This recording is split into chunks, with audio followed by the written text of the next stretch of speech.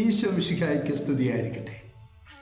ക്രിസ്തുവിൽ എനിക്ക് ഏറ്റവും സ്നേഹവും വാത്സല്യമുള്ള സഹോദരങ്ങളെ, റോമർ 13:1 ഓരോരുത്തരും മേലധികാരികൾക്ക് വിധേയമായിരിക്കട്ടെ.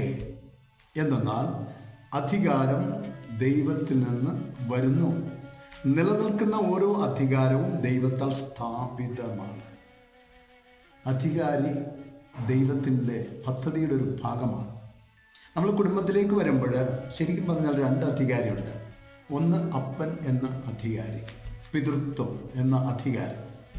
2 മാതാവ് എന്ന അധികാരി, മാതൃത്വം എന്ന അധികാരം. 2 അധികാരമാണ്, ദൈവത്താൽ സ്ഥാപിതമാണത്.